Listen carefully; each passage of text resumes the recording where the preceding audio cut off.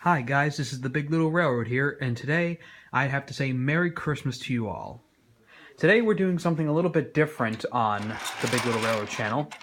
This is something that I've had for a good couple of years, and I wanted to do a special review for it. This is my old Marx number 4205 train set.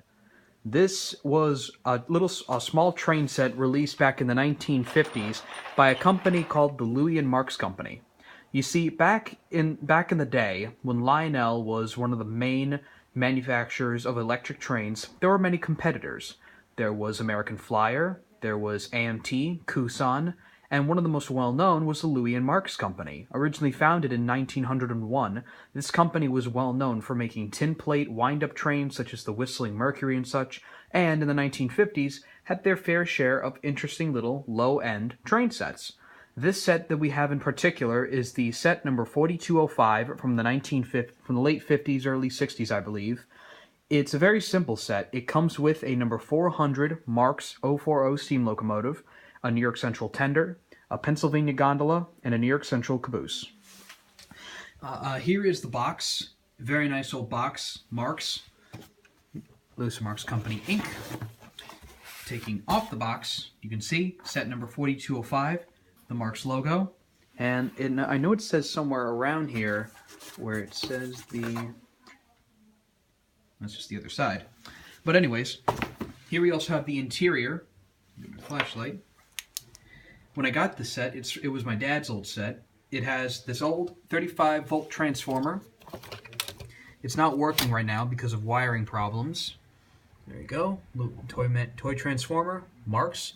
And it's a very simple old transformer. All you have to do is just turn it up until you get to full.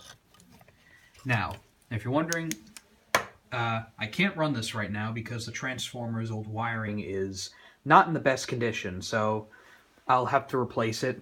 It also came with this nice little crossroads, pieces of track, which were usually Lionel when I first got it, and a few extra lock-ons and hooks. They were usually, I believe it was a combination of Lionel, American Flyer, and Culver Corporation. So, I'm going to do closer inspection on all these items. First we'll start off with is the locomotive. This is, like I said, a low-end Marx 400 040 locomotive. On first inspection, you can see it's got a non-operating headlight. It's just hollow. You see you've got the 400 number plate up there, cow catcher.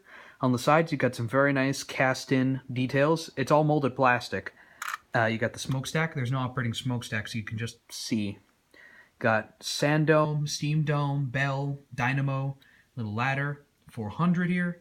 And what's interesting is that you have this little slot here, which I believe is where a switch would usually go. Down here, you can see the very simple, yet kind of flimsy coupler. And on the bottom here, you can see you've got your simple drive rods.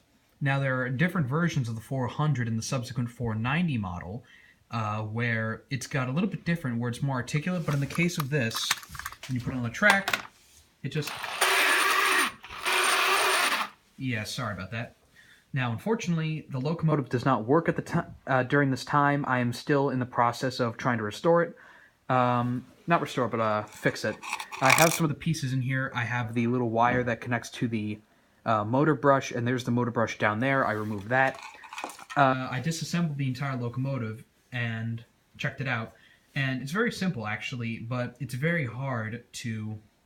Well, you can't even disassemble the entire motor, like how Streamlined Steamroller did with his Marx number 391 Canadian Pacific, where simpler motors, like the 400s and 490s, they're a lot more built in. And they're kind of hard to disassemble completely, so you have very few spots to clean the commutator and the motor brushes and whatnot. And on the bottom here, you can see, bottom view, how the drive rods are held in, and the contactor. And they're not pickup rollers like Lionel. You got these nice, I think they're called box-pox driving wheels. Box-pox. And, yeah. So the next item we have here is the New York Central tender. Now, it's a very simple tender. It only has 2 axles, and I believe, yeah, they roll freely. Simple coupler. Now, be advised that sometimes your coupler may not fit to the tender, and it's kind of simple. All you have to do is just simply slide it up, And that's it. It's about as simple as the Lion Chief couplers. Now there are some problems there where sometimes you might have it be kind of loose, but for the most part it should work well. Now unfortunately, the coupler to the tender is broken. This is because when I got it, it's very old plastic from the 50s, so you might have it might have a tendency to break or snap off. Going back to the main details, you can see here you've got a nice New York Central painted on it, all these rivets, simple plastic cold, and all these little areas where you would usually house the tender, house the water and the sand and the little ladder. See here, not that much detailing, a little bit dusty. The next item we have here is the rolling stock. Now, Streamlined Steamroller had mentioned before in his review of his Marx train set how the Pennsylvania gondola that he had, I believe it was red, or no, it was blue.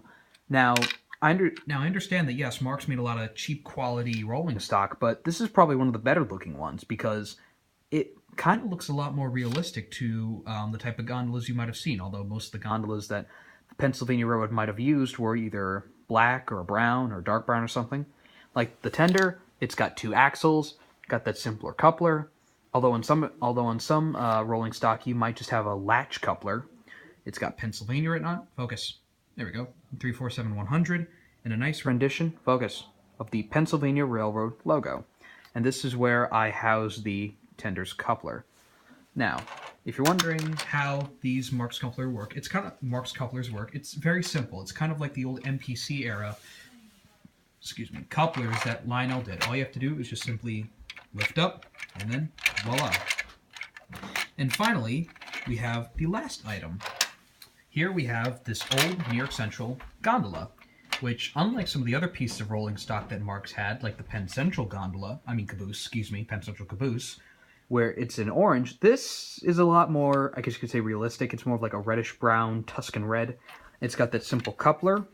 It only has 1 coupler. As you can see here, you have, let me get my flashlight.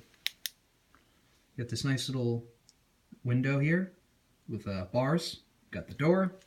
Nice little smokestack. Sometimes that tends to break off. Nice little cast-in detailing. The Marx logo printed on. There we go.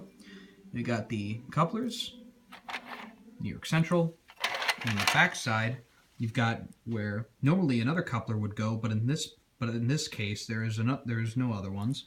No window back here, and cast-in lights, which probably would have jewels in it. And I believe that on closer inspection it says United States of America. Oh, made in the United States of America. This is a time where. This is when companies like Marx had their sets made in America, not made in places like China or others. And kind of like Streamlined Steamroller, I have to give it to Marx where they have the cast-in detailing. I mean, yeah, I don't know if you could like throw it and like it'll last long, but you know, it's very nice, very sturdy little piece of rolling stock. Despite they're kind of bare, but also here's inside. The Marx logo again, and there is no detailing, and you've got the coupler here. So let's get this entire set into reference.